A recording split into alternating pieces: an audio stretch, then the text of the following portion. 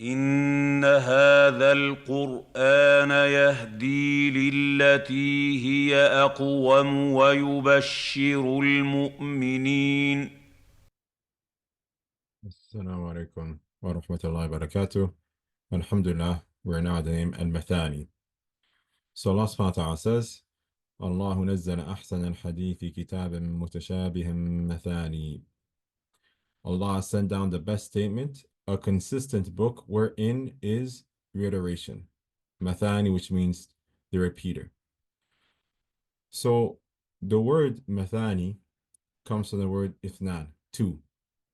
And the scholars say that this word in this context, mathani, means that it's being repeated because the smallest amount of times you can repeat something is twice. So those the Arabs, they'll sometimes refer to something being repeated as being mathani, as Ibn Ashur mentions in his Tafsir al-Tahrir wa Tanwir. So this is why the word mathani in this context means repetition, because if you go to its root meaning or its root word, which is ithnan or two, for example, the lowest amount of repetition that someone can do is two. So thus the Arabs, they called, or one of the words that they have for repetition is mathani, if you will. Imam Sa'di comments on this, going at length, saying, that is, its stories and rulings, and the descriptions of good people and evil people are repeated, and the names and attributes of Allah are repeated in it. So as you know, the Quran, it repeats itself. It mentions paradise many times. It mentions the story of Musa many times. It mentions the story of Nuh many times. It mentions the story of Ibrahim many times. This is a manifestation of its majestic and beautiful nature. For Allah knows how much people need its meanings and ideas to purify their hearts and perfect their character. These meanings and ideas are for people's heart like waters for trees.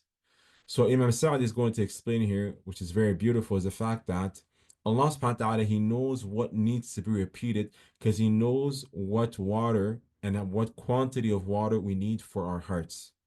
So it's like a tree, you can't just come and dump a bucket of water on it and expect it to grow. Similarly, our hearts need to repeatedly be reminded that Allah is Al-Alim. Repeatedly be reminded that Allah is Al-Qadir. Repeatedly be reminded of Nar, the hellfire, and paradise, and so on and so forth. The less frequently trees are watered, the more they are damaged and they may even be destroyed. But the more frequently they are watered, the better they are and the more beneficial fruit they may bear. In like manner, the heart constantly needs to be reminded of the meanings and ideas in the word of Allah subhanahu wa ta'ala. But if a certain concept were to be mentioned only one time in the entire Quran, it will not have a strong impact and will not lead to any results. Hence, in this commentary, I have followed the same methodology, emulating the example of that on which it is a commentary. So Imam Sa'di is saying here is that every single time I come across an ayah, even if it's been repeated before, I always take the time to explain it in a fresh way. This was the manhaj that the Sheikh took in writing his tafsir, and that's what he's explaining here. You will not find instructions to go back and check something that has already been discussed. Rather, every time a concept is mentioned, you'll find it explained in full detail without taking into account previous discussions of similar concepts, even though in some places the idea may be discussed in greater detail than others, pointing to more benefits. Similarly, the reader of the Quran should reflect on its meanings and should not omit to reflect on the meanings of all verses, even if the meaning is repeated, because that is a means of attaining many good and many benefits. So, Rahmatullah alayhi, the Shaykh is saying, if Allah subhanahu wa ta'ala takes this manhaj, then we should take a similar manhaj, a similar methodology. That even if we already came across the story before, even if we already came across an ayah that's similar to this ayah in before, we should approach it with a fresh look. Because Allah is repeating it for a reason.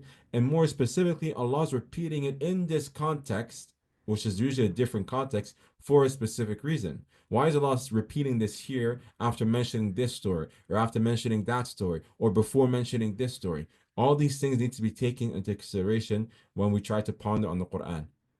So it's a beautiful commentary on the fact that why is the Quran mathani? Why does the Quran repeat itself? And the wisdom and how we should approach it based on that reality. سبحانك اللهم وبحمدك نشهد أن لا إله إلا أنت أستغفرك وأتوب إليك. إن هذا القرآن يهدي للتي هي أقوم ويبشر المؤمنين